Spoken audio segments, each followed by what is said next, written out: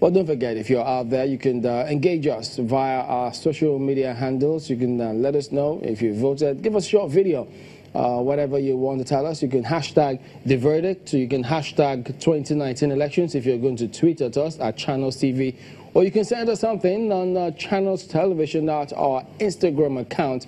We will be glad to hear you. And then don't forget, the verdict at channelstv.com is the email if you'd like to at least we can read from you as well.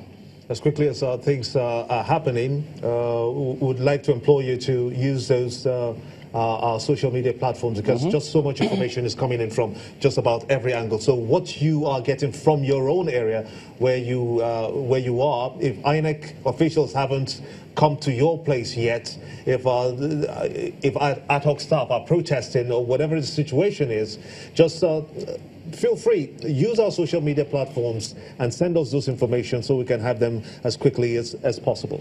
2 weeks ago, the issues were high on security issues. Security issues were rife, but today it seems like it's more in the direction of ad hoc staff.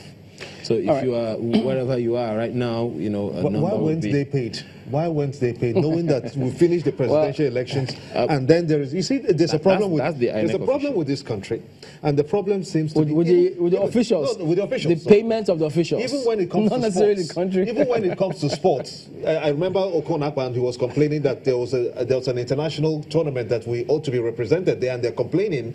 The association is complaining that there is no money.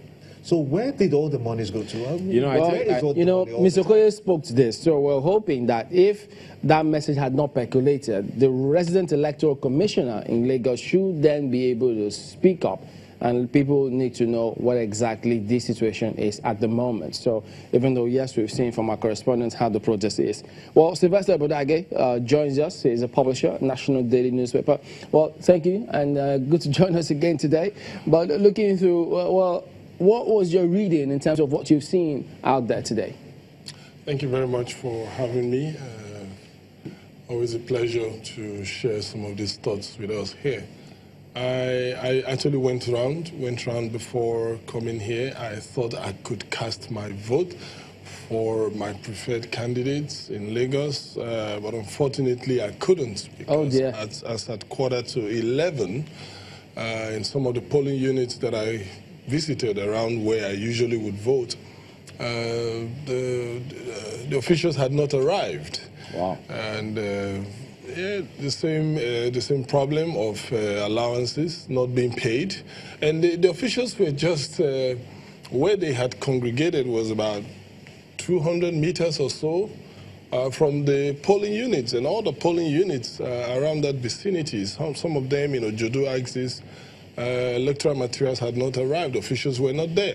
And just next door to us here, actually, the same thing is panning out. I mean, voters are there, officials are not there, materials are not there, and some of them have started going home, actually, because they expected that if they came, they would just be accredited and they would just cast their votes, and then they go home, and they've waited several hours. And this is not good. We can't treat our elections as though we just woke up yesterday morning to realize we have an elections today. Okay, so still speaking about Lagos, let's check with our correspondent, Loretta. She's out there in the field in Lagos.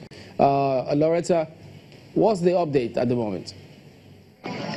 Voting materials and personnel are just moving out of this rack center in Anifumoshe Primary School in Ikeja. Recall that I did report yesterday from Ikeja local government area where the sensitive and non-sensitive materials were being moved to the various rack centers.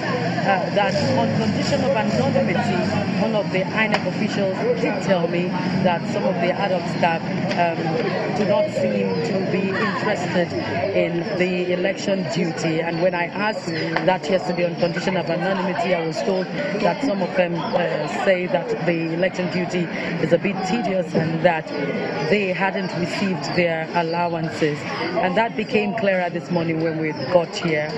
There was an initial agitation by the ad hoc staff, particularly the youth corps members who refused to move out of the rack center and refused election duty until their allowances were paid. that took a bit of time before it got sorted by the INEC official, and we could see money exchanging hands and them signing for the money collected. So that's sorted now, and the election materials and the personnel are already moving out of this particular rack center. So that means at this hour, the election materials may not arrive the polling units at exactly 8 a.m. When the INEC did say election will commence. It's back to you now in the studio.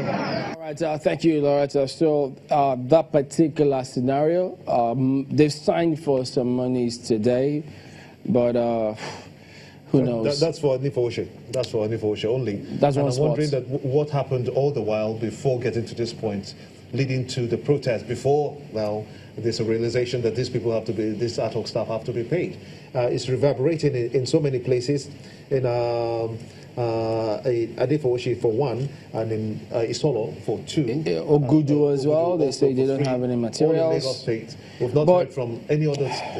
From any other state out of Lagos. It will even interest you to know that even at the Allowances secretariat axis, the same thing panned out, and I think that's why you've not seen footages of the national leader of the APC, Senator Bola Ahmed Tinubu, casting his vote, because the polling unit where he usually would vote is also affected by this unnecessary delay. Isn't it really appalling to see in today's Nigeria that we're seeing the electoral officials being paid cash, and then they will count, and then they will sign for? Couldn't they have received these alerts? Couldn't these monies have been credited to their accounts before today? So that goes to show the mindset of INEC going into this election. But as it were, today is the day that Lagos also happens to be one of the states where supplementary elections will be holding. So if in the midst of all of these elections, the supplementary elections don't even hold alongside the main elections for today, what do you see playing out? Well, I think I saw somewhere in the news there was a court order restraining INEC from continuing with the supplementary elections. But whether INEC would go ahead, I don't know. But INEC is used to compliance, as it were, with it depends if they were served. Orders. They may claim they were not served. But really, looking at what is happening right now, we thought that in Lagos, for instance, where we are, that today's election would be a significant improvement on what we experienced 2 weeks ago. But as far as timeliness is concerned, I don't think there's any improvement. All right, we'll come back today and analyze this a little more in a moment. Stay with us.